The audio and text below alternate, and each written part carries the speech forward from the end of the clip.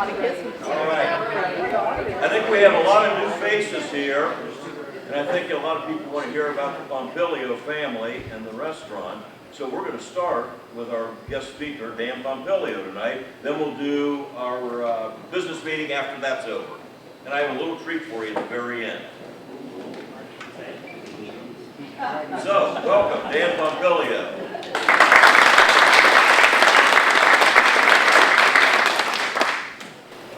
I want to thank everybody for the invitation.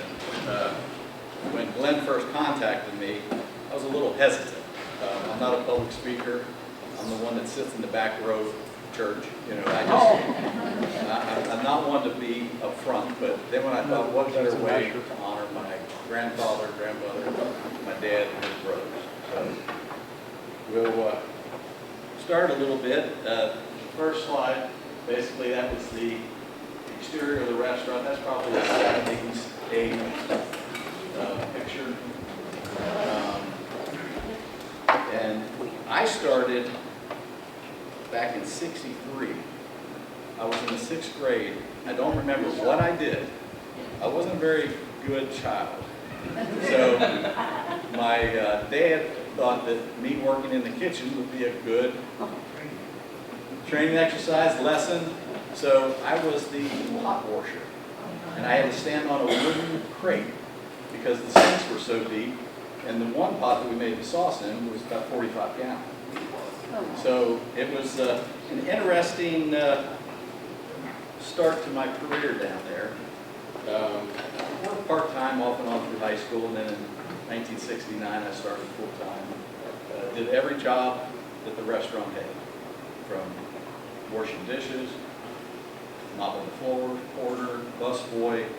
The only thing I didn't do was wait tables or cook. I helped prep a lot of the food, the meatballs, the raviolis. Yes. Could you speak up? Some of us in the back don't hear very well. Okay, I'll give it a good try. Thank you.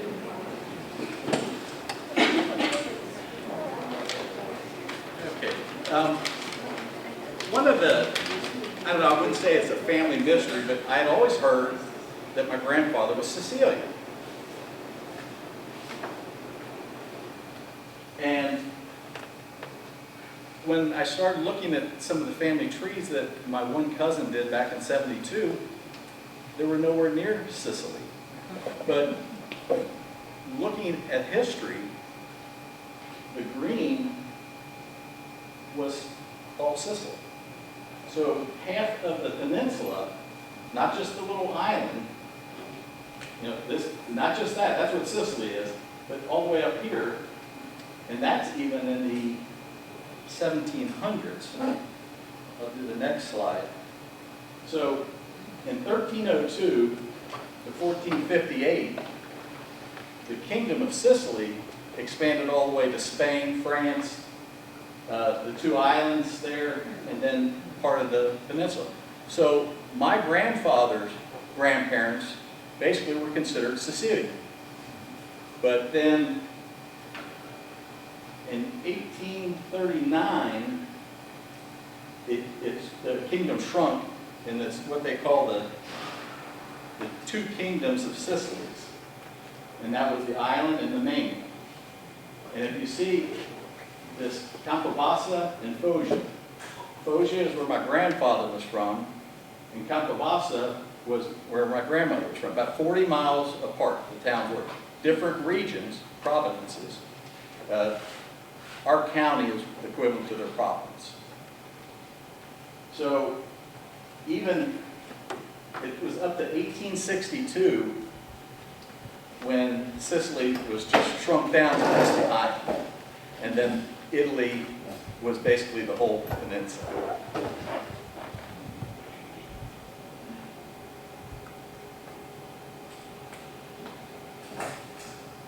Okay, we'll start with my grandfather. He was born in 1888, and as I said, he's from a small town called San Giovanni Rotondo, and it's in the province of Foggia, Italy. The town that we know of as today was founded in 1055, and they did find out that It was actually built on top of a village from the 6th century BC. And it was a round temple where they did their worship, and that's where the name Rotundo came in at. You read a little bit more, the god that they worshiped was Janus, two-faced god. I don't know if that's very good being two-faced. But the area was an important area for trade and different things that were going on. My grandfather, this one standing up, this is a relative over in Italy. I don't know his name, unfortunately. But he came to the United States in 1906 at age of 18. Now, I don't know about everybody else in here.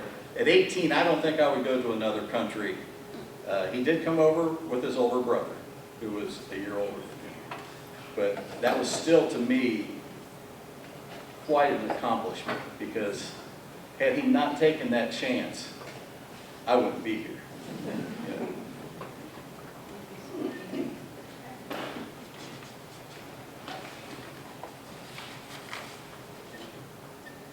My grandfather had an older brother, Matteo, and he had 4 sisters.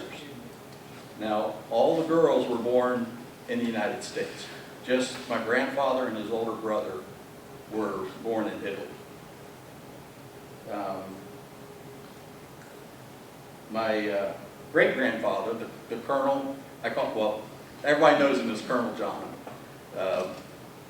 My grandfather, his dad, was a saddle maker and harness maker in Italy. That's how he made his living in Italy. And then I mentioned that my grandfather came to the United States with his older brother, and that is Matteo, and that's my grandfather, John.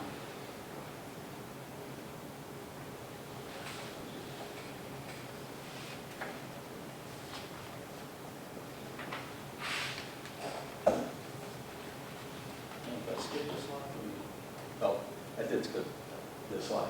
That is his brother, Matthew. He only stayed in the United States for about 3 years. And then he was homesick. He went back to Italy. So my grandfather was here basically by himself, other than there was a cousin that lived in Cincinnati. And he was living in Hamilton, Ohio, when he first came over. It's the one we just did. As I just said, the Colonel, when he first came over, he lived in Hamilton. He had a cousin that lived on Florence Avenue in Cincinnati. And it was through his cousin that he met my grandmother. My grandmother, her dad had started a general store, and she worked for her family. And when he would visit his cousin, that's when he met my grandmother. They didn't know each other. Well, my grandmother was only 3 years old when she came to America.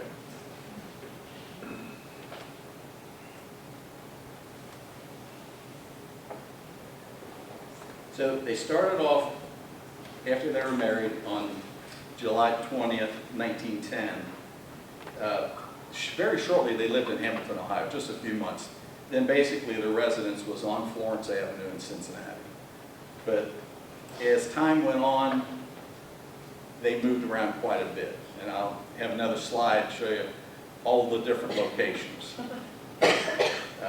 The last house that they purchased was in 1943, and I think that everybody here is familiar with the house there where NKU is at, and it was the Welcome Center after my grandparents had moved out.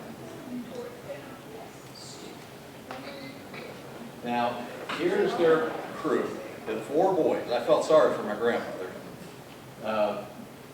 That is Anthony, who I always refer to as Tony, and that's Matteo, and that is my Uncle Mike, and that's my dad, Dan. He's the youngest.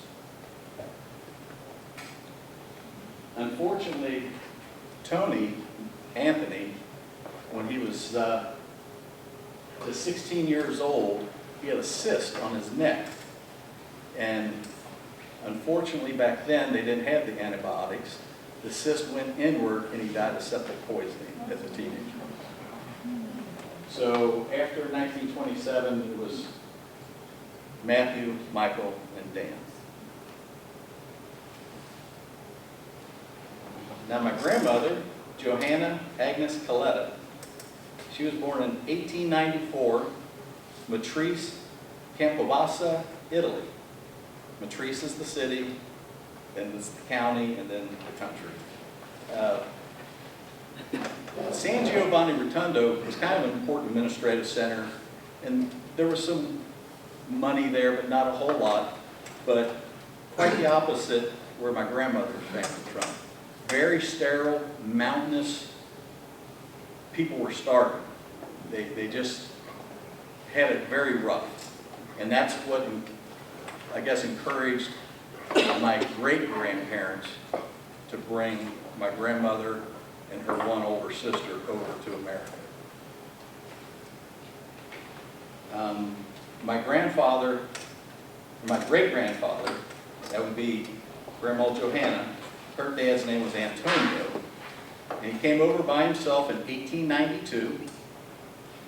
He applied for citizenship, and between 1892 and 1896, he did travel back and forth between the United States and Italy, waiting on his citizenship to be approved, and also to take back money that he was earning here in the States to help his family.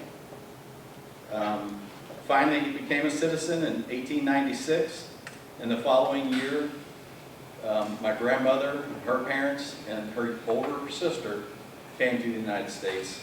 My grandmother was 3 years old.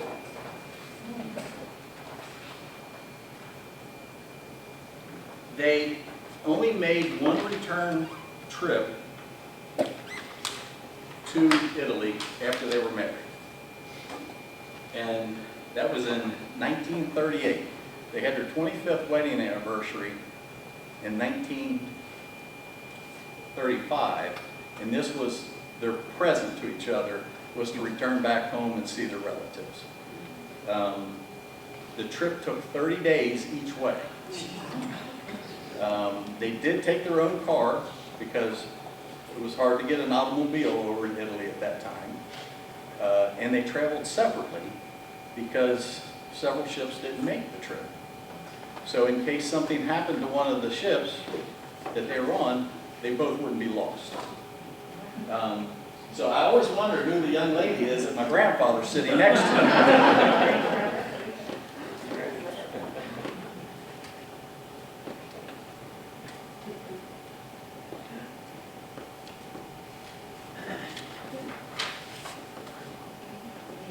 Okay, I don't know if anybody else has their ancestors' pictures of this, but this was at Coney Island.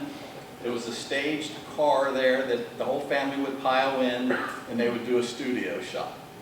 But as the names are above them all, that's kind of one of our family favorite pictures of the whole crew. Especially since Tony wasn't around for very long, Anthony.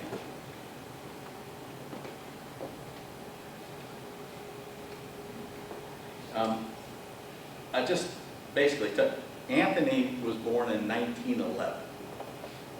Matthew was 1913. And then my uncle Michael was born in 1916. And then my father was born in 1917. So Anthony, being the oldest, and my dad the youngest, there were 6 years between them. So my dad was 10 years old when he lost his brother.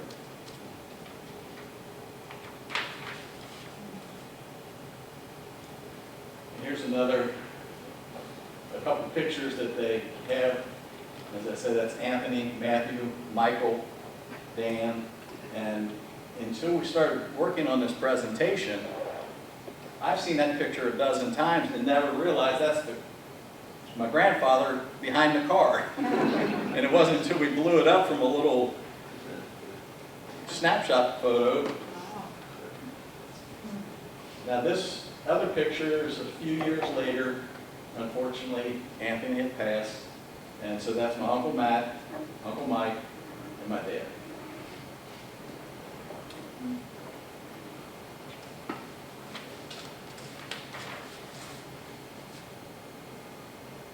This is, I don't know exactly where this was at. Most of the residences after they moved from Florence Avenue was in northern Kentucky, but they moved around because it took quite a bit. But just a family picture with a pet, and I was always told that the Colonel really loved his dog.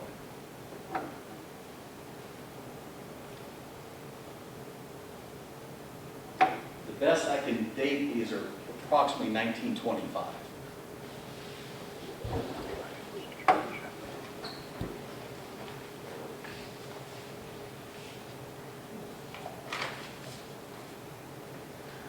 When my grandfather came to this country, as I said, he was 18 years old, and I guess he had some artistic skills. I don't know if he helped his dad over in Italy or what, but when he lived in Hamilton, he worked for the Mosler Safe Company, and then after they left there, they moved down to Cincinnati, and they worked for the Hall Safe Company, and he was doing some of the hand painting on the old safes that some of you may have seen.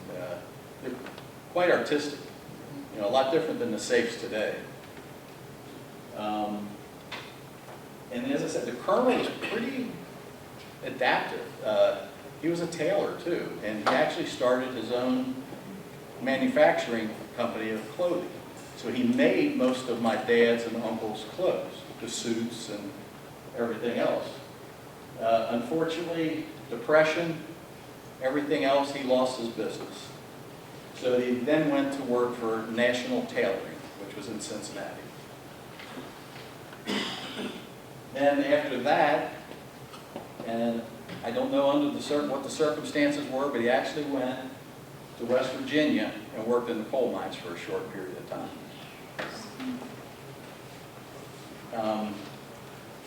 Kind of the beginning of what we all know, the Pompilio name, they purchased the cafe in 1933 on April 1st. And then in 1948, they also purchased the Greenwich Tavern, which is still over in Cincinnati. They purchased it from the relative, kept it for 2 years, and then sold it back to the same relative. It was just too much.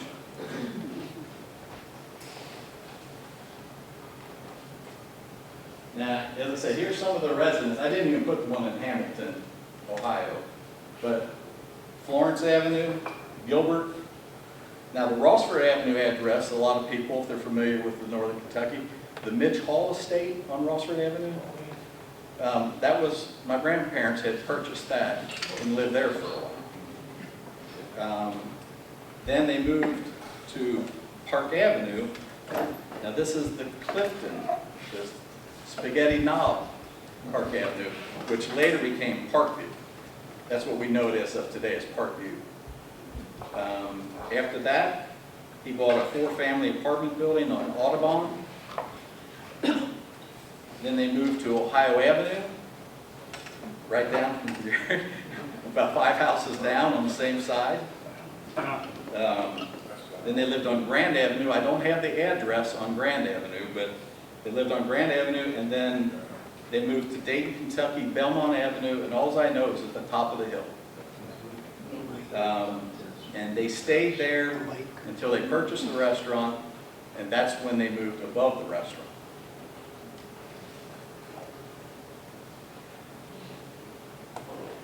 In 1943, that's when they actually bought the house in Highland Heights that we always called the farm. And the reason we called it that is shortly after he purchased the property, he built a very large chicken coop that he produced thousands of eggs for the war effort. And also, I'm sure he took some down to the restaurant. But he just wanted to do that. He was just really proud of the United States, and he wanted to do whatever he could to help out. So we consider it a farm, even though they only had chickens. I think a couple of my cousins that lived out there may have had a horse, but it really wasn't a true farm. But that's what us grandkids always refer to. After the war, I know my father, and he was married, and then my oldest sister, who was actually born when my father was in the military down in Galveston, they lived there for a while. My Uncle Matt lived there for a couple of years. So they kind of all got their start there, and then my Uncle Mike, he stayed there and basically stayed there the whole duration with my grandparents, helping take care of the house and taking care of his mom and dad. And a lot of people may have been in the house visiting my Uncle Mike and his children. And then that house was sold to NKU in 1968. I'm trying to be polite, but there was no option to sell it. They came in, they made what I consider a horrible offer because it was the big house. I believe at that time they had 14 or 15 acres. And basically, my dad was negotiating because my grandfather had passed. And they said, take it or eminent domain. So we sold it. And as I said, it became the Welcome Center for a few years. Then it was vacant, and eventually they tore it down. A side note, to show you how the state of Kentucky sometimes works, they contacted my dad and his brothers, and they said, we're going to be tearing down the Pompilio homestead. We will sell it to you for $1. Well, that sounded pretty good until they said, but you have to pay to have it relocated, and then after it's relocated, you have to sell it back to us for $1. And my dad said, tear it down. That's a deal. Yeah. That's when all the other states had a government. I got this, it was in the newspaper, but this here is the house that I'm referring to. And this was after they started doing the initial groundwork at the college, the main entrance, Nunn Drive.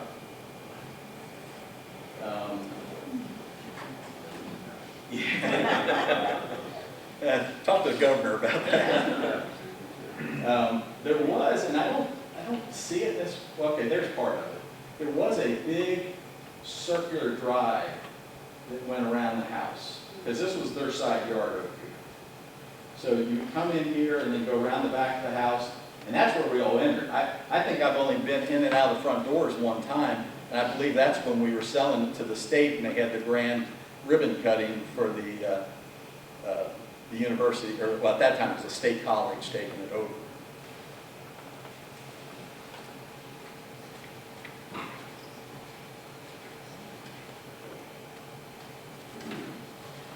This is just a closer view. It was a beautiful home. I don't know if anybody had been in it, but exquisite, numerous bedrooms. The third floor was a large recreation room. They had billiards up there, dartboard. As a kid, I just loved going there. They purchased it, as I said, in 1943, and Windrum was the individual that owned it prior to my grandparents buying it. This is just one of the few interior pictures that I happen to have, and it was in the rear of the house, and it was just a small little bar area where when they would have a few friends come over, they would go back there and entertain.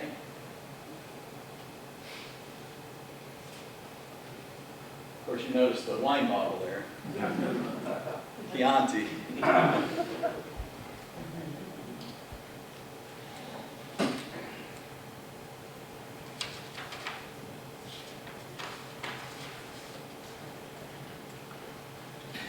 A lot of reading on this one. I'll just kind of summarize and then I'll leave it up for a while so everybody can read it. But basically in 1902, a man by the name of Kettenacker, Kettenacker, he was going to start a saloon in 1902, but he needed some financial assistance. That's when he got with George Wiedemann, and the brewing company made a loan for $6,000. And that's when the back bar that everybody sees still today was put in by George Wiedemann. And they're talking here where they went ahead and had it. But this is a Charles Wiedemann. That's the son. Okay, the son. Okay. The son. The original front bar, unfortunately during Prohibition, they took it out, put it into a big warehouse with all the other bars from the different taverns. By the time Prohibition ended in 1933, it was in just total disarray, rotted, and it was just a beautiful hand-carved cherry bar. I have the pictures coming up that'll show some of it, but the one there now is still very pretty, all mahogany. I remember many a time I sanded it and put polyurethane on it, you know.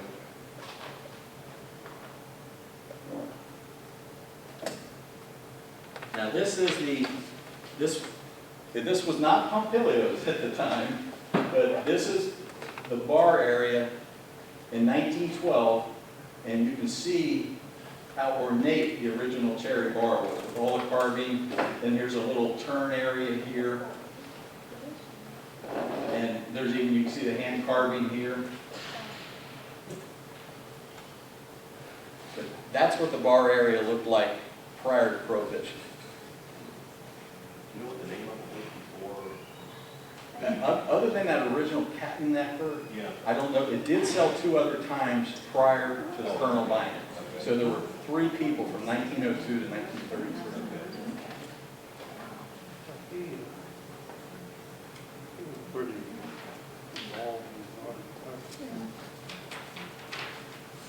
Okay, this is one of the probably earliest pictures we have of the bar area as we know it today. And of course, the rates are still, I think, reasonable, but not that reasonable.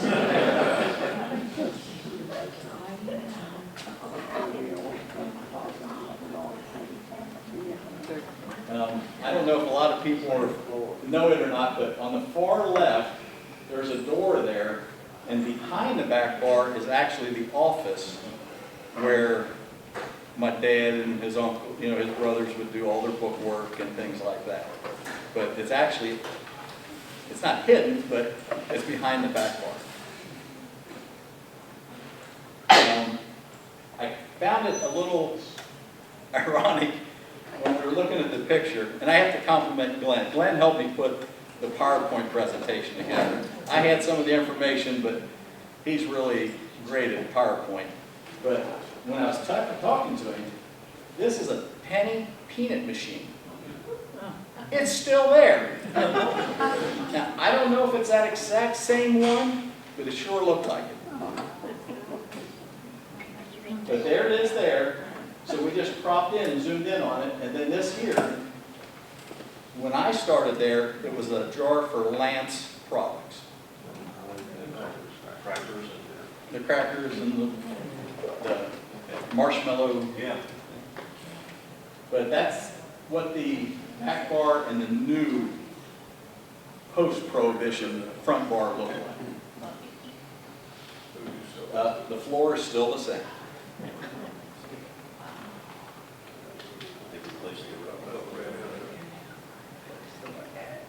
Oh, is there a new footrail? Okay. I put it in. Oh. My grandfather, as I said, he bought the restaurant, opened it up on New Year's, or April Fool's Day, April 1st, 33. And he applied for his liquor license. They knew Prohibition was going to be repealed. So he applied for it through the state of Kentucky. And December 5th, 1933, I think it was the Volstead Act, Prohibition. They did away with it, and my grandfather got liquor license number 1. The other thing that, as far as I remember, it was always Pompilio's Cafe. But apparently, when my grandfather and grandmother first opened it, it was the Pompilio House.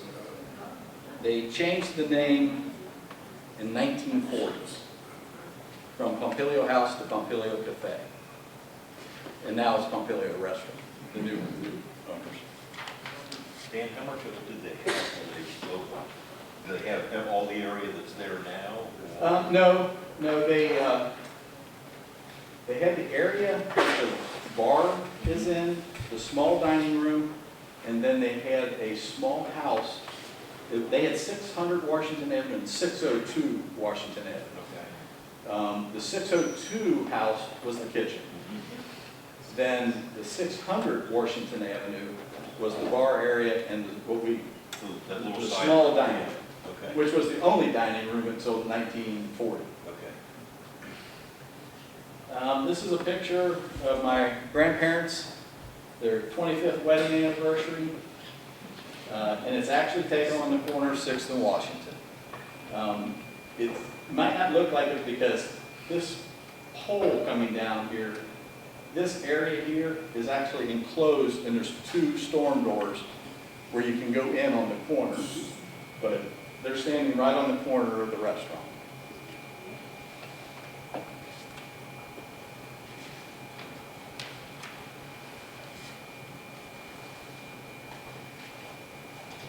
Now that's a picture of the kitchen around 1939. That's before they even built the larger dining room.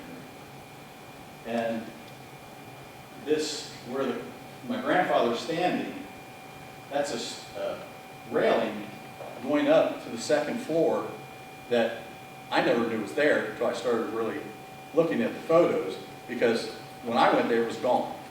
This area right where he's standing is where the big automatic dishwasher is. So they did change the kitchen quite a bit from what it was originally.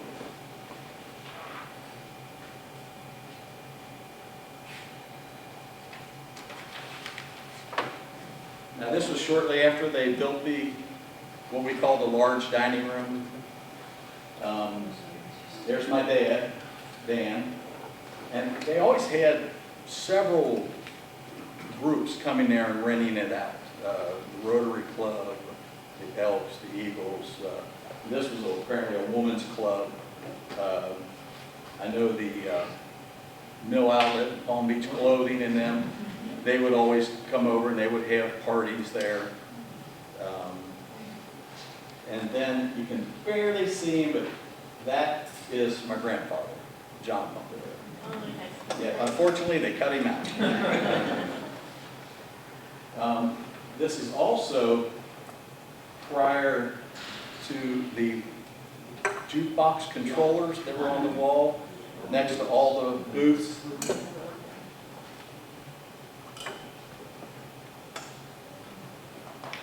Now, I put this picture of my Uncle Matthew.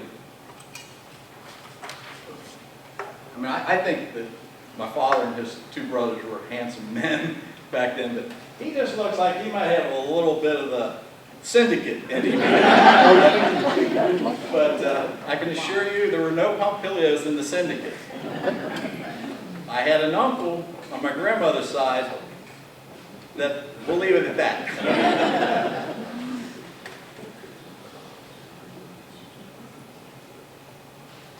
And as I said, my grandfather was proud. I mean, when he came to the United States, it was beyond his wildest dreams. You know, coming from a semi-mountainous region, and coming over and seeing what the United States had to offer, and all the job opportunities, even though it wasn't easy, but he had the jobs. But there he is in his military outfit with his clarinet. So I guess he only made it to the band, because I don't think they wanted too many Italians fighting in Europe. I mean, I know there were a lot of Italians that did serve over there, but, then this is a little bit later picture of my grandfather, and this is where his name that I always knew him as the Colonel originated. In 1935, Governor Ruby Laffoon granted him a Kentucky colonelship. And I have the certificate still. And so it was May 1st, 1935.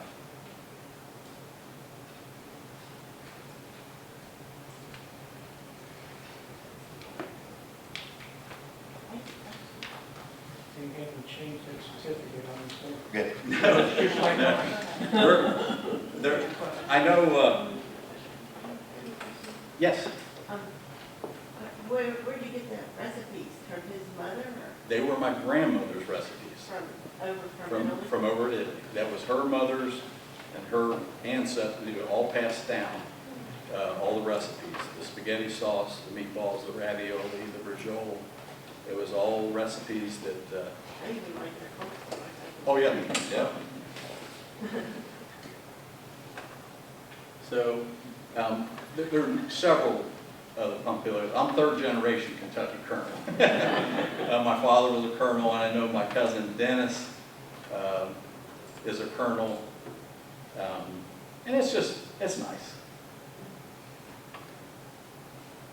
The next slide is it's just another picture of my grandparents.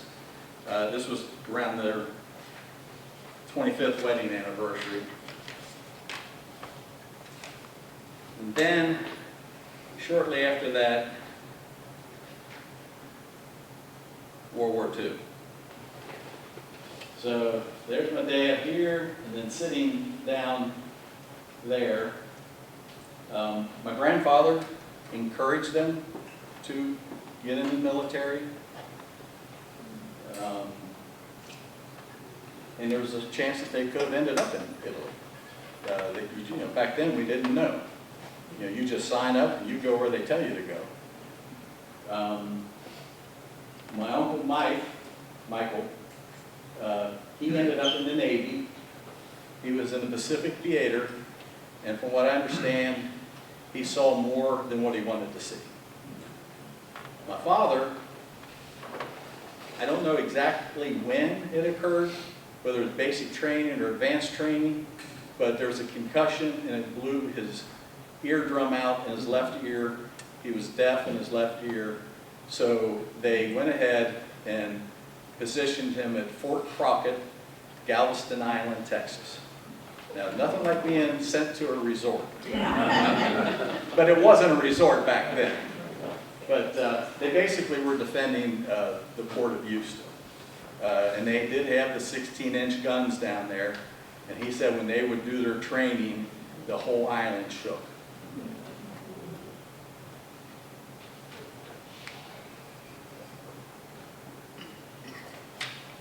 Here's another picture of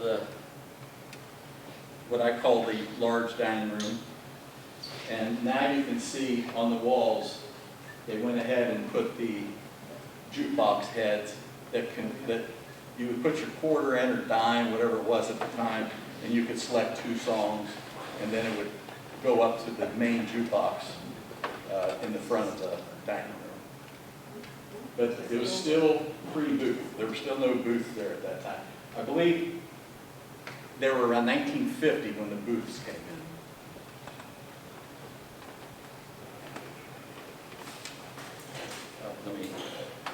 And that is my grandfather. That's the colonel.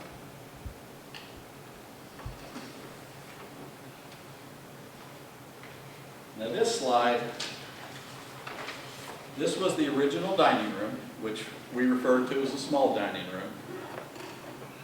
And the little phone booth there was still there when we sold. It was a little different. They changed it out a little bit, but we still had a payphone. This door here was where the women and families would come in to the actual restaurant. It wasn't that they couldn't come into 2 doors to the bar area, but I think some men didn't want their wives or their kids coming in there, so they came in that door. Then there's a lot of history of colorful people coming into the restaurant, anywhere from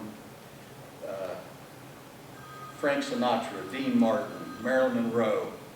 Whoever was at Beverly Hills usually made a stop down there. And there's a little booth right back here. It's a little alcove, still there.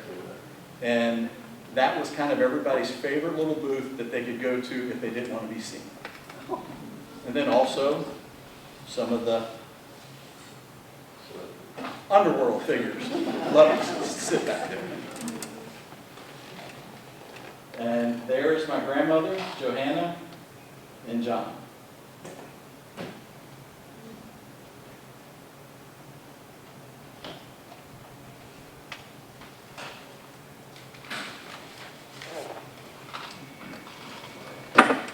This picture here was taken out at the house in Highland Heights, which I refer to as the farm.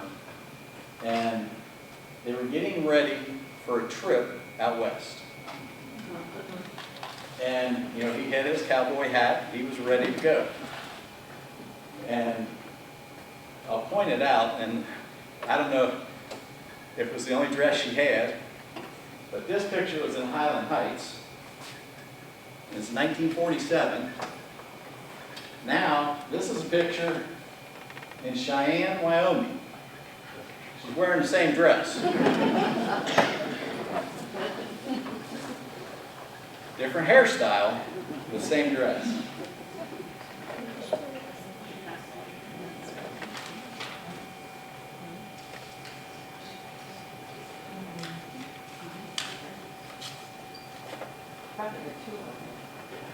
I think everybody knows that grew up in this area, almost every restaurant, bar, store had slot machines.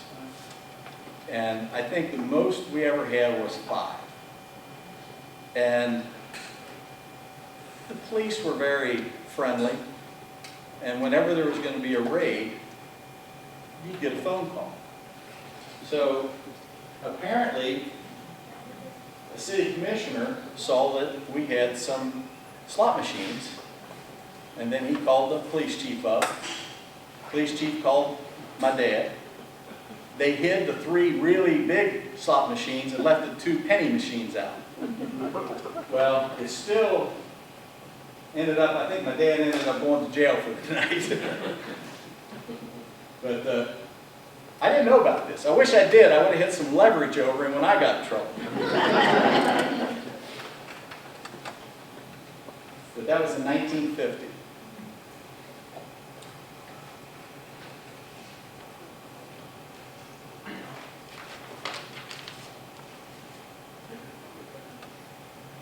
Now this is at the corner of the bar area. Look, as you're looking at it to the far right.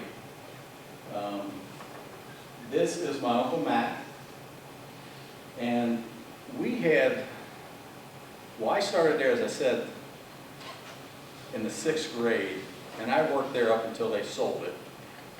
And this gentleman here, Mike Stahl, he worked there. Yes? My name is Mike Stahl. Are you his son? Or? No, I am not. Oh. I saw that photo about 5 years, not that one, but identifying a Mike Stahl. And the only one, I do a lot of genealogy, and there is a Mike Stahl up in Dayton too. And I thought, I had no idea who he was on the Stahl side of the family. Okay. He was a musician, loved to sing. But Mike worked for us for about 30 years. And then this waitress here, her name was Minnie. Now, she worked daytime. Well, I don't know prior to me there, but when I started working there, she always worked days, and she did the little dining room by herself. And there were days, and I'm going back, as I said, in the 60s, 70s, she'd make $100 a day in tips. I mean, she was a hustler. but she was another longtime employee.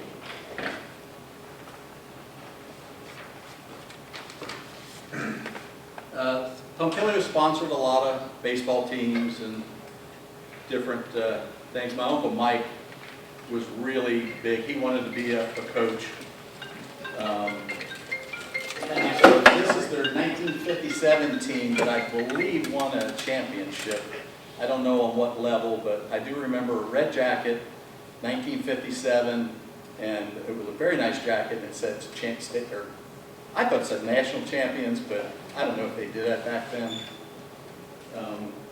But there's my dad, Dan, my Uncle Mike, and this is the oldest grandson of the Pompilios. That's the oldest grandson that was born in the United States, and his name was Anthony, Tony.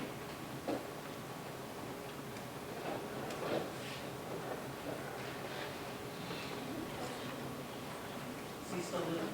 No, Tony died probably about 15 years ago. Out of all, I think there were, I have to count, I think there were 14 grandchildren between the three boys, and 2 have passed. This was an interesting photo that I had, and it's the James E. Pepper Whiskey Company. And that was part of the thing that their sales rep would go around to the different bars, selling their product, dressed up in the colonial dress. And then we found out what their whiskey bottle looked like back then from an old advertisement. And this was in 1957, and I believe the distillery shut down shortly after. But then, Glenn, do you remember when they opened back up? No, it was like 8 years. Yeah, but it is back in business now. So there is a James E. Pepper whiskey today. Is that a Kentucky whiskey? Yes, Kentucky. Endorsed by doctors. Yeah. 37,814 doctors endorsed this claim. Yeah. I don't think the doctors would be prescribing whiskey today. But yeah, I don't know where they found the 37,000 doctors that prescribed it either, or endorsed it. This next slide is probably what I remember my grandparents if working there, going there. That was them, and they'd either sit at the front table in the small dining room, but mostly in the large dining room, and they would work all day. They'd go upstairs, relax a little bit, come back down, sit at the table and greet everybody when they come in. And I can just remember them sitting there. And that's one of the memories that I really have with them, that just their dedication. I mean, from the time they opened, they worked 7 days a week. They didn't take a day off. And my grandmother would start maybe 5 in the morning and maybe go upstairs or later on head out to the house in Highland Heights in the evening hours. So they were very hard workers.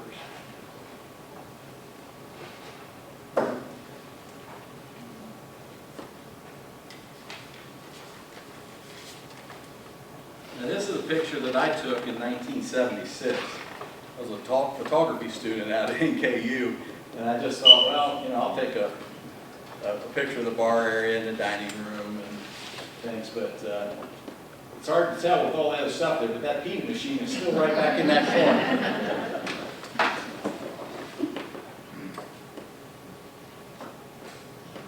Yeah, it wouldn't be cool if you might not have got a current picture. We know who they're.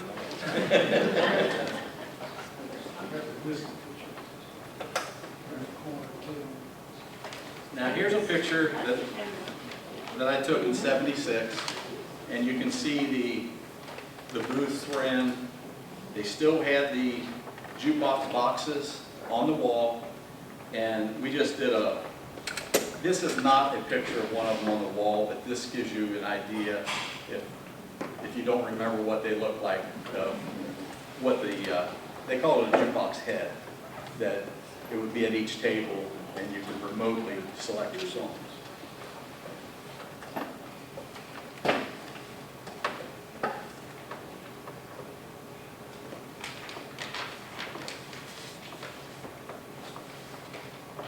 Here's a picture of my father with his mom. And all the bartenders, we all had that bar towel. And there he is with it there.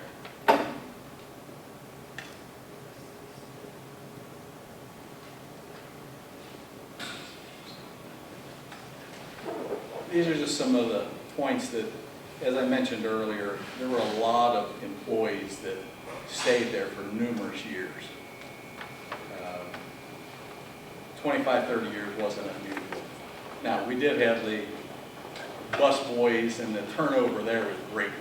It seemed like every year or so, it would be a whole new group of bus individuals, bus boys, bus girls later on.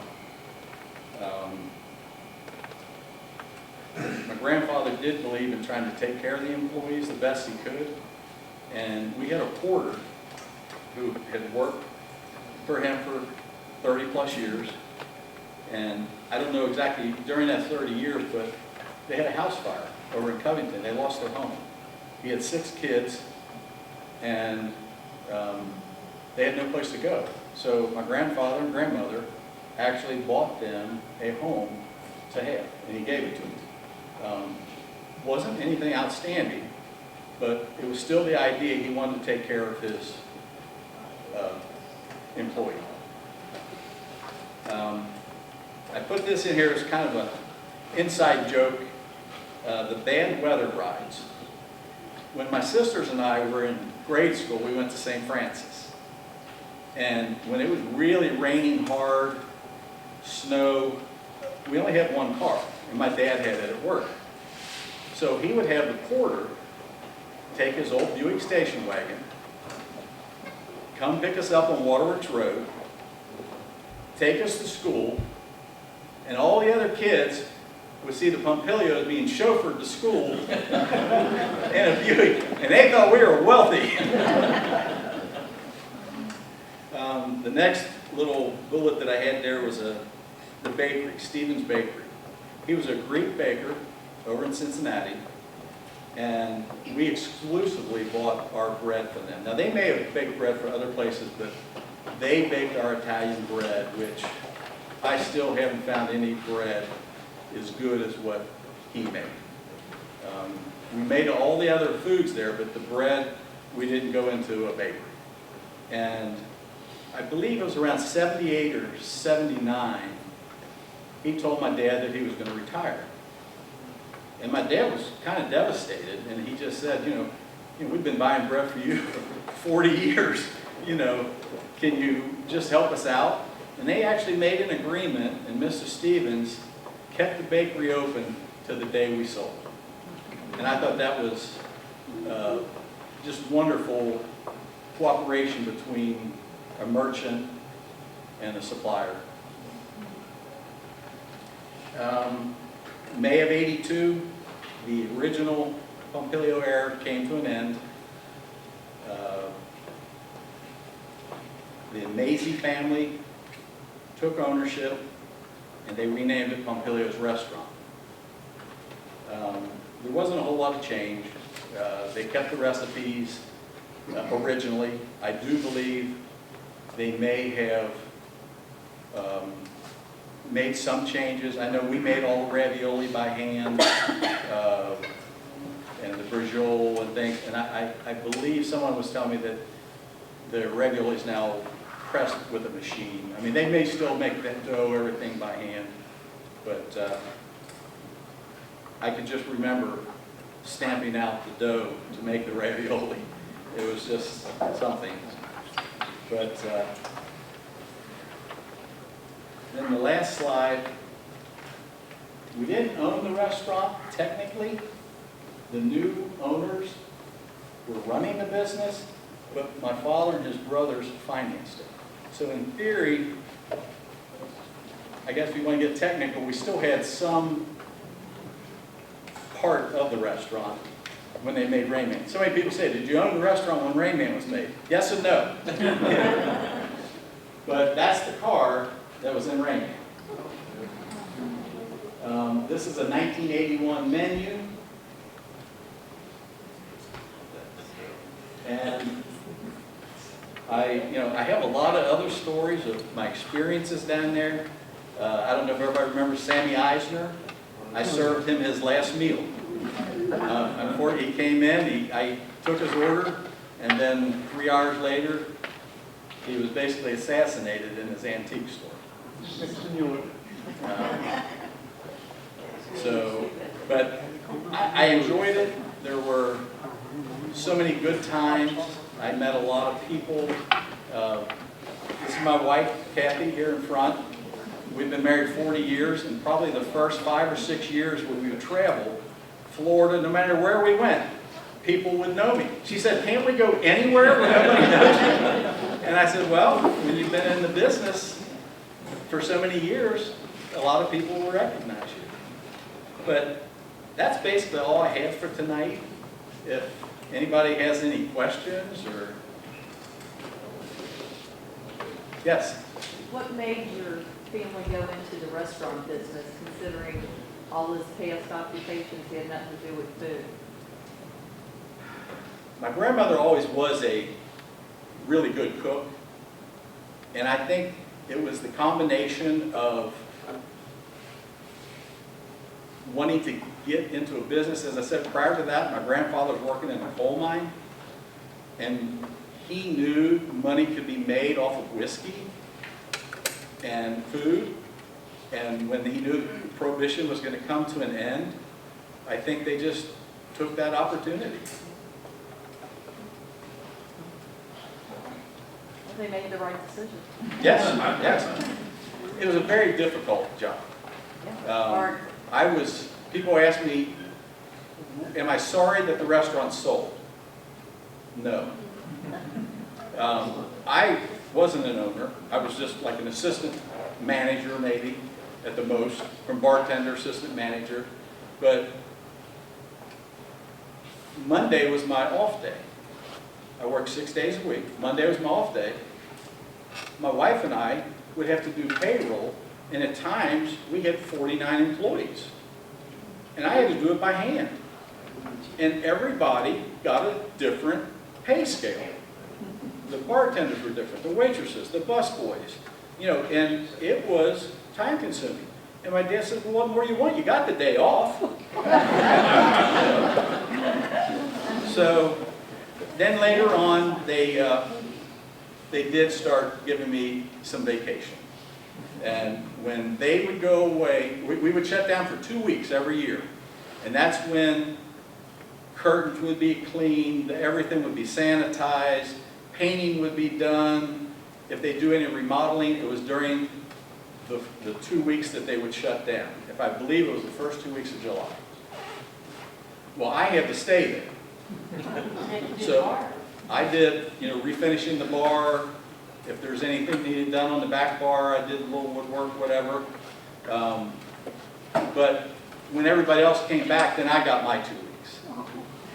But it was an enjoyable time, but deep down I was glad because my next occupation, I ended up getting 6 weeks vacation. I didn't know. So, any other questions? On your family tree, do we have a copy of it out at the Historical Society? I will get it to you. Glenn has a copy. Glenn Kev has a copy. So I told him go ahead and print it out. Because your family is like most families. You see the same names over and over and over again. So yes. You think, okay, now which one is this? Is this the son or the father or what? Right, because, well, I was named after an uncle on my grandmother's side. And my dad was also. But like... Anthony and John are reoccurring Yeah. names in the family. Let me, real quick, other than Tony being the oldest, but unfortunately, you know, he died before he was ever had children. So Matt being the oldest, he had 3 boys. John's the oldest, then Dennis, and Doug. Then my Uncle Mike, his oldest was Anthony, or Tony. Mike, another Mike. Another Tony? Diane, Matt, another Mateo, Donna, Terry, and Debbie. Then my father, my oldest, I have 3 sisters. My oldest sister, Sandy. Then I have twin sisters, Kathy and Karen. And then me, Dan. So, yes, the names did get confused because even today, I believe I count my dad as first generation in this country, being born here. So I was 2nd generation. I think there are up to 7 now. So they're doing something right, I guess. Any other questions? Didn't Sammy Eisner live across the street from Pompilio's? No, he lived in Fort Thomas, but his the house that he owned was the old Urschel funeral home. And he owned the Pink Pussycat. Right. And the girls would rotate on a 3-month basis between 3 cities. So all the girls that danced at the Pink Pussycat lived across the street. I got to know them all.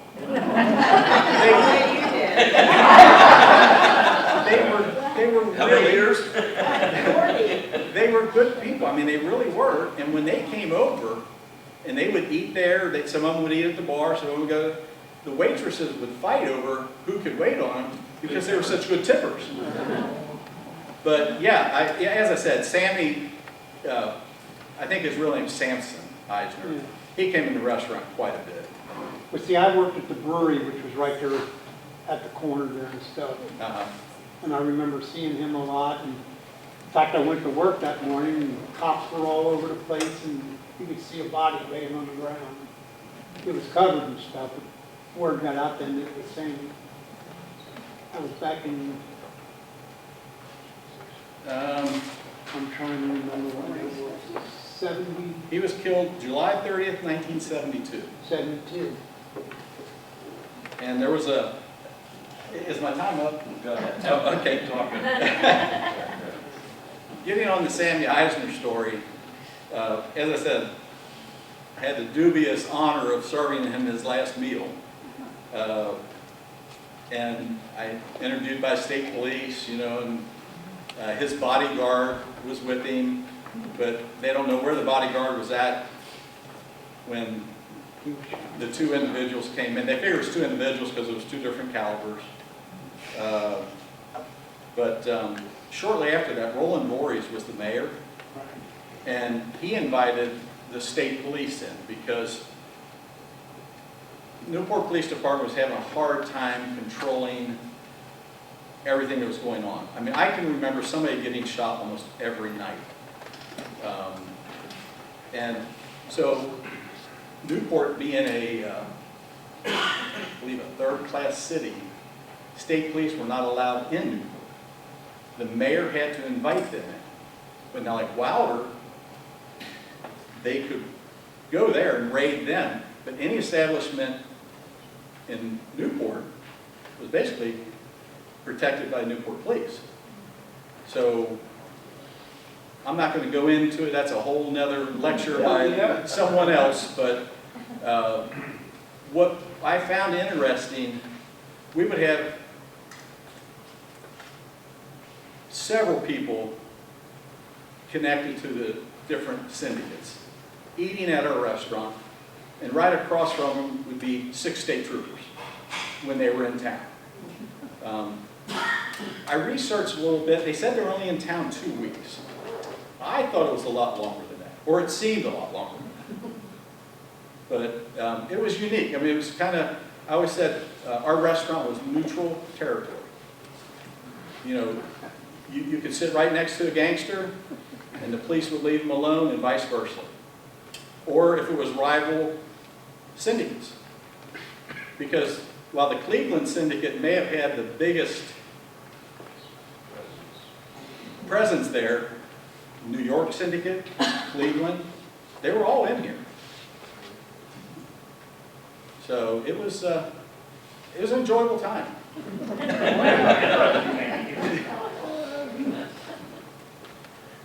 Another question? Yes, What was your hours, man? my hours, What was your hours, closing time back in the? closing time, well, when I first started, it was 3 o'clock in the morning. But it was usually myself and my Uncle Matt. And we decided we're going to close at 1 because it seemed like when the other bars would shut down, all the intoxicated people would come to Pompilio's for food. So we decided we don't want to have to deal with this. So we started closing at 1. We'd open at 5 in the morning and close at 1.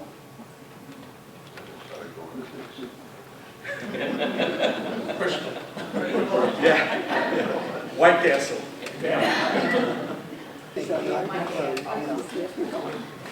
All right, we'll go ahead with our regular business meeting. Dan, where are you? Oh, there you are. You want to do minutes? Ramage gave a talk on the siege of Cincinnati during the Civil War. We had a treasurer's report. Glenn reported that we had a balance on hand of $9,833.99. Jan reported that we had membership of 228 paid for 2018. Jan reported that the May edition of the newsletter would be out at the end of April. It would contain the essay contest winners. Pam Casebolt reported that there are currently 13,512 records in the Veterans Collection. She also reported that the previously mentioned Alexandria project that will place posters of veterans throughout the city is currently being reviewed by the mayor of Alexandria. On the David Leach cabin, Steve reported that 2 cleanup days had taken place since the last meeting. All the garbage and debris were removed from the cabin on the first day, and all the drywall was removed on the second day. Steve thanked the patrons who donated equipment and labor to the cleanup effort, and options are still being looked at for the cabin's location. Steve would like it to remain where it is, but that option does not look good at this point. Under cemeteries, Ken Reese will be taking over responsibility for reporting on cemeteries since Marvin Record's passing. Campbell Lodge, Ken reported that the Brighton Center is still trying to move forward with a treatment center at Campbell Lodge, but the area residents are opposed. Brighton Center has lost their grant for funding the project since it has dragged on for so long, and will need to find another funding source. Under office business, Richard McCormick reported on the donations that were received. Rodney Skeen donated a display case containing bottles from the Newport Mineral Water Company dating back to 1882, and the display case was present at the meeting for everyone to see. Under Evergreen Cemetery, Mike Stahl reported that the next meeting of the Friends of Evergreen Group will take place on April 26th at 7 p.m.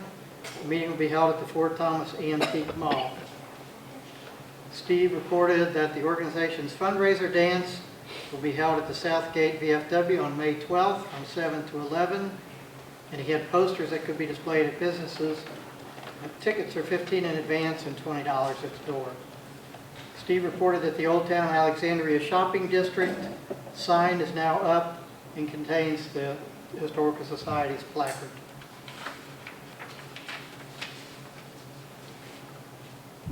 And Steve also reported that board members are in the process of reprinting some of the organization's publications, and the first one to be done is the Hayfield Precinct book. And that's it. Thank you. Very good. Thank you, Dan. Glenn, you got the treasurer's report. We started the month with $9,733.99. He had a few membership renewals, a new technology sponsor. He had $748 in donations. A large part of that was in memorial of Marvin Record. We sold $20 worth of publications, 20 copies for $2, and collected our 44 cents in interest. By the end of the month, we had sold just $165 worth of dance tickets, so if you haven't got them, we need you to buy your dance tickets tonight. We're running a little behind. Expenses, we bought paper, stamps, and postage. We did do a memorial to St. Peter's and Paul's School in memory of Marvin from the society. And we printed posters and tickets. So we spent about $182, and we closed with $10,585.30. One's previous month, I'm still processing some stuff, get it organized, but nothing new right now. Anything on History Day? History Day, supposed to have a follow-up meeting here in May. I saw John Bowe last night. He's another committee member, and he confirmed sometime in May, but no date. I'll keep you updated, but other than that, nothing new. Okay. Jan is out of town this weekend, so all of her stuff, membership, I think she said the other night we were up by 235 members, I believe now. Okay. Newsletter, if anybody's doing articles for the newsletter, they are due by mid-August, and the newsletter will be out early September. Yeah, the spring cleanup that was scheduled last weekend was canceled, rescheduled due to weather conditions, and it's now going to be 30 June from 12:30 to 3 or whatever time you can come if you're interested.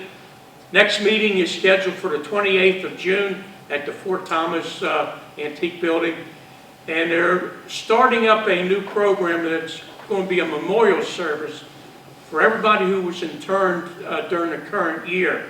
And the time frame for this year is going to be from 31 July of last year through 31 July of this year. And that's going to be held on the 15th of September at Evergreen. And they're in the process now of coming up with the program of what's going to be done. And they're looking to invite all the families who had somebody interned during the past year as just kind of a memento, and then putting a plaque in the cemetery for everybody during that period of time. And I'll let you know if I get any more information on that. Very good. Thanks, Mike. I thrown a little something extra in here because in the last 30 days since we talked to all of you, we've made a couple of visits to some places that were pretty interesting. On April the 14th, we got a tour of Campbell Lodge that the Brighton Center has purchased now, that the Archdiocese had vacated. It was the home of Henry Farney, the artist from this area. We're not sure exactly when he purchased it. There's a couple of different dates thrown out there, but I think he lived there for a while. It was a summer home for him. The Brighton Center, even though they've lost those grants, is still hoping to bring that facility back to something that it won't be totally restored, but I think it's going to look very, very nice if they can get some funding to do that. But a number of us went out there. It is an absolutely stunning panorama of the Ohio River Valley. The home itself is extremely interesting. We had a couple of visitors. Ken Reese had spoke with the Art Museum, and they put him in touch with some architectural historians. Walter Landrum and Stuart Maxwell met us up there. They wanted to go through the place, and they are supposedly producing a report as to the architectural features of the house and everything, and we're hoping to get a handle of that as well. The other thing that we got to do, we got a notification that the old Green Line bus terminal, the car terminal, has been purchased. One right at the corner of 11th. One right at the foot of the 11th Street Bridge there. It has been purchased. It's been purchased by a construction company who's going to renovate it. And I thought it was very, very nice that the construction company extended an invitation for certain people to come out and see the building as it stands today. And then they're going to invite everybody to come back after they renovate it so that you can see what they've done. They're going to put their offices there. The talk is that at some point in time they may want to put some retail in there, some office buildings, who knows? It's a 40, Dan, what is it, 46,000 square feet? 46,000 square feet, yeah. Dan went down for us and took a whole bunch of pictures, took, what, 50, 60 pictures. I had a lot. And then we'll go back again when they invite us back down there to see what the difference is. But, you know, the new Riff Distillery is right behind it. So there's some activity going on in that area. And we just want to keep an eye on what's going on. So we'll let you know more as we know more. Question? Who is the construction company? Do you know? Fetters Construction. Fetters? Uh-huh. Dan went down for us. You want to add anything to this? Dan was just a little confused. It's a 46,000 square foot building and they have 11 They employees. had 11 employees, and he was there. Yeah, yeah. So he was there as Oh, well. you, But, yeah, They okay. have I was a little groundbreaking. surprised that Right. a company that new and with that few people was going to take on that major project, because it needs a lot of work, because you know, I agree, there's a lot of work in that building that has to be done to make it really usable for what they're trying to do. But as the double A's coming down through there, that corridor could be very, very interesting, all the way down to 4th Street. So, the other thing, I think last month, Ken told everybody that he has sent out a flyer to all the schools, the Girl Scouts, the Boy Scouts, the 4-H groups, all sorts of people, asking them if they were interested in a tour of his log cabin museum and our museum at the Historical Society. And he called me one day and he said, you know, I don't think this is working. I'm not getting any responses. And all of a sudden, it started to pop a little bit. Then he goes on vacation. But on June the 5th, he's got the Campbell County retired teachers, about 45 or 50 people, coming to his log cabin museum. On 2 days later, on the 7th, believe it or not, the Ivy Ridge Condo Association is doing a tour of that. But the biggie is May the 18th, St. Philip's School called. And they would like to do a tour, and Ken said, good, well, how many people are coming? The whole school is coming. We're going to have about 80-some people, and what we're going to do is we're going to split them up, and half of them are going to go to Ken's Log Cabin Museum in the morning, and the other half to our museum in the morning. They're all going to have lunch at Jolly Park, and then they're going to flip-flop. Okay, and it ought to be interesting because I think they're using buses from Brosser, so they have to coordinate with Brosser getting their own students back. So it'll be interesting. But we've got a number of us that are going to be there as docents to show them things in the museum. If anybody's available and interested in being there to help us, love to have you come. Just let me know, and we'll find a place for you. Okay. It's going to be a lot of people in that little museum in a short period of time.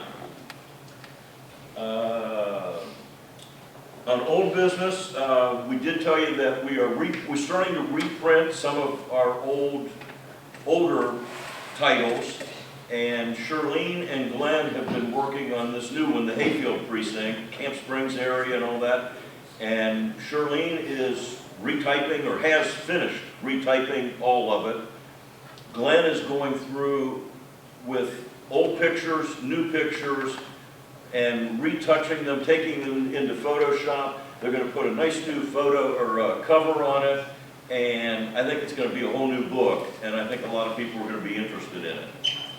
That should be done, what, in 30 days or so? No? You're dreaming. I always dream big, okay? We'll let you know then, okay? If Shirlene's hesitating.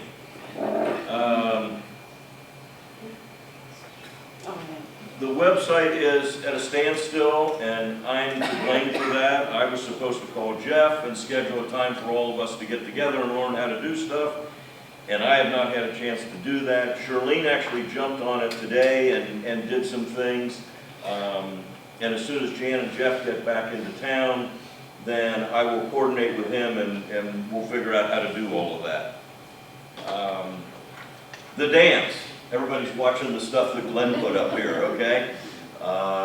That's this Saturday. This Saturday, okay? If you need tickets, Glenn has them.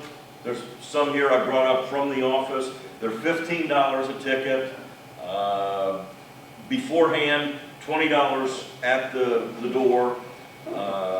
We've got food there. You see all the auction items that are going to be available there. We've got a DJ who's all excited about doing some just country music, okay? I told him it was going to have to be some older country, and he said that's his favorite. So he's all excited about that. So that's where we are on that.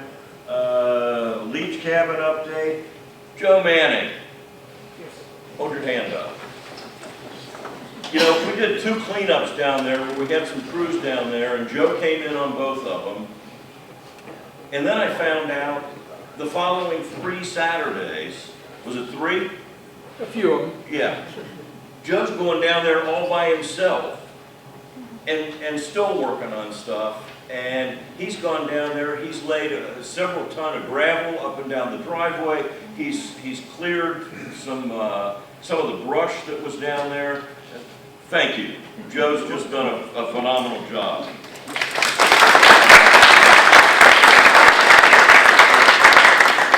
At this point, we've got the interior of it pretty well cleaned up. The yard and the porch area still needs to be cleaned up. We're just kind of at a standstill on that one right now. I did have one email that I was a little disappointed in. We've been telling you all along that we're going to do an archaeological survey of the property, which could be very, very interesting. And I got an email from the professor at NKU that was doing that she is busy this summer and won't be able to do it maybe next fall, which means we're a whole year behind. We were supposed to start this last fall. So, I don't know, any of you remember Janine Kreinbrink that was here for, well, I know you do.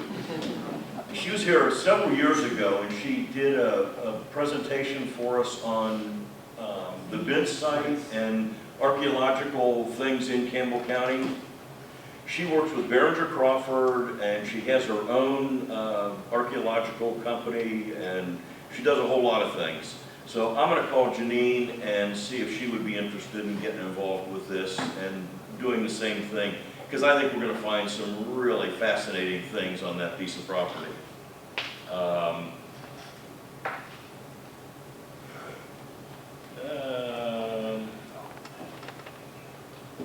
Okay. When Dan did the minutes, you heard Dan talk about Rodney Skeen making a donation. Remember the one with all the bottles up here last month? Okay. Rodney has come through once again with another donation. Okay. Jersey Farm Dairy. Okay. This is one we already had. Rodney made all of this, the history of the dairy on here. So this will go on display in our museum. I don't know, I asked him to come back next month, we'll see what we get. Raise your hand, Rodney.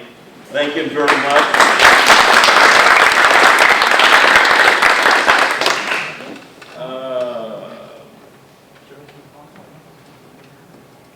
Next meetings. Next month is picnic. Okay? We've got the 1869 baseball team coming out again. We're at the Cold Spring City Building.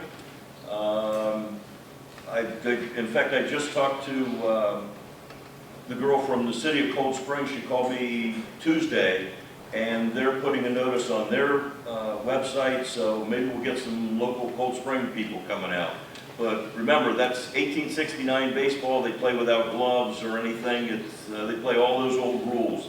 It was a lot of fun last year. In fact, one of the city manager from Cold Spring, he came in to see me a couple weeks later, or a couple days later.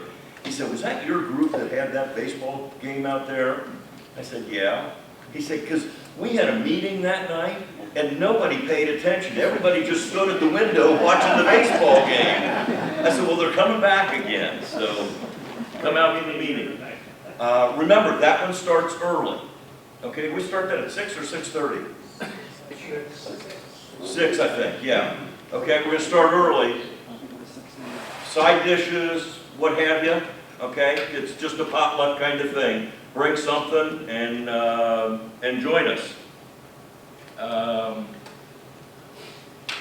In July, if I have this right, in July we're going to be at Doyle's Country Club down by the old F&N, and we're going to talk about Tacoma and the beaches.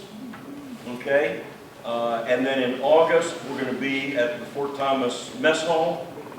A lot of people were interested last year with the mess hall and the whole, or with the Altamont and the whole story of that, and we won't go into the reasons it didn't work, okay?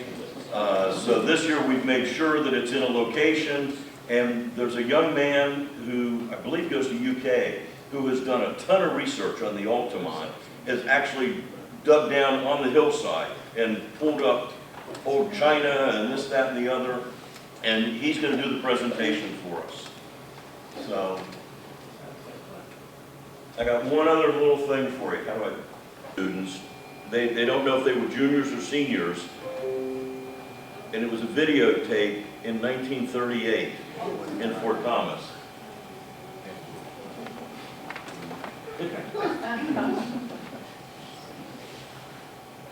Of course, there's no sound.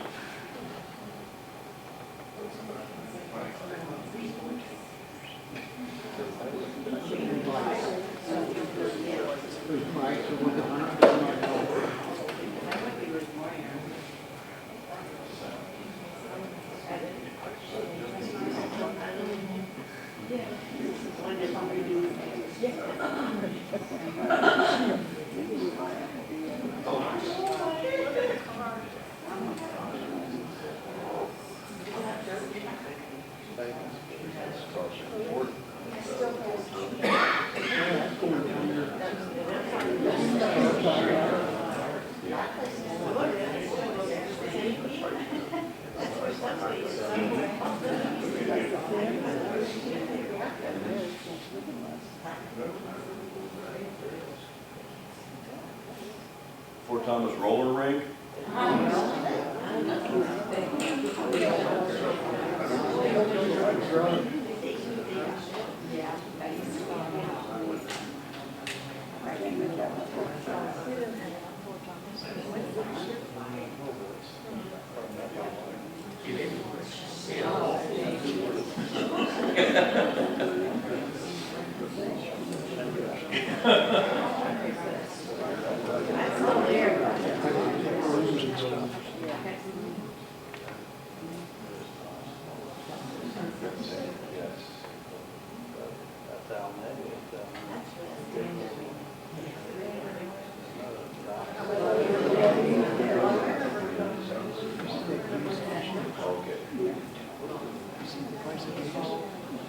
See that.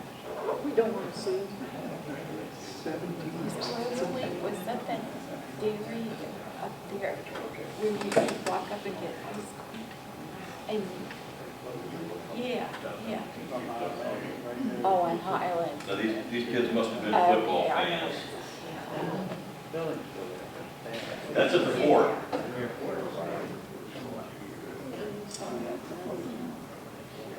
Because remember, this is pre-World War II time. Right.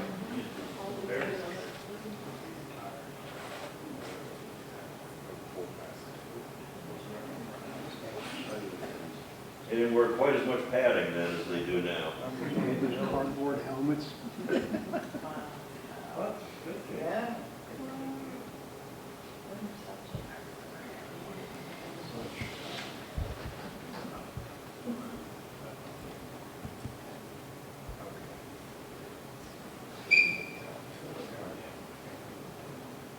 Got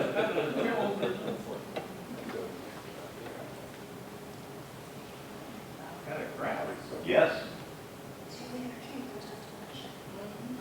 We don't know who the teams Teams will are be. playing. And the military had strong presence there.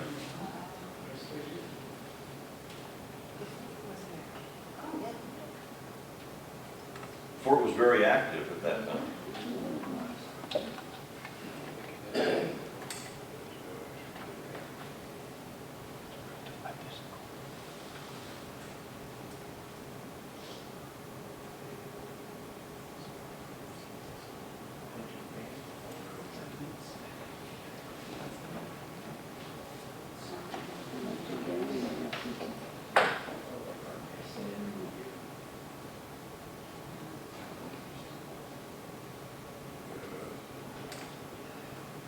Houses back there were occupied.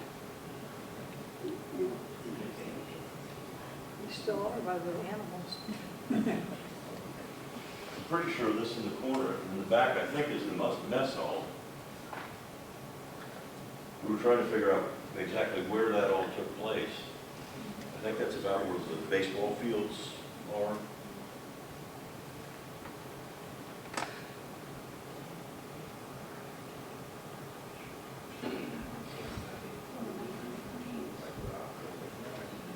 Yeah, that was a VAS. What's that?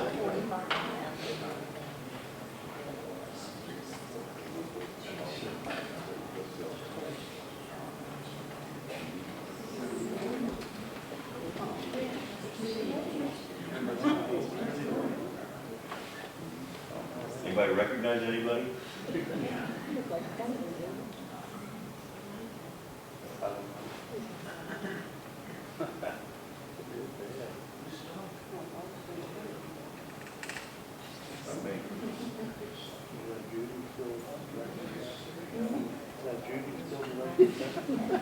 Sure, this is somebody, and I think they still have the same uniform. Look at the difference in the dress, then and now. Make a mistake either.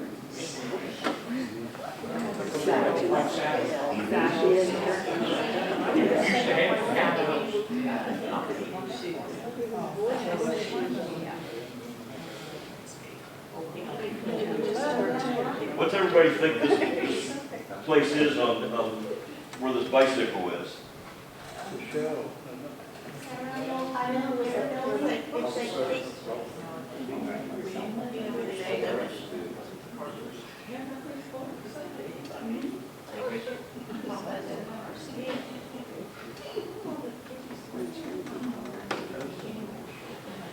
Because everybody seems to go in there.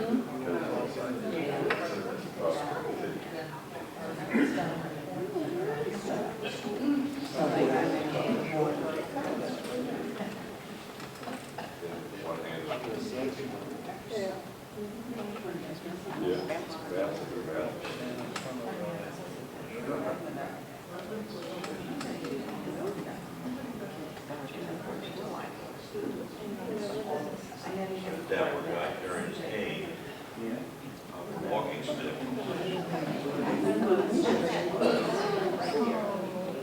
Yeah.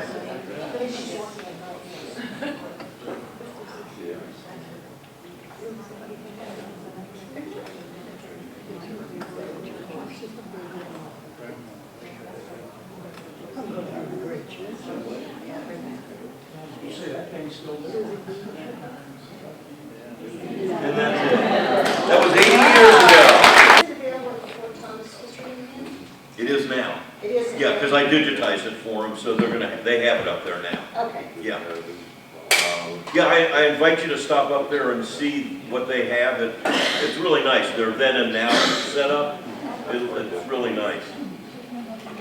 With that, we have nothing more to discuss. Thank you all for an evening.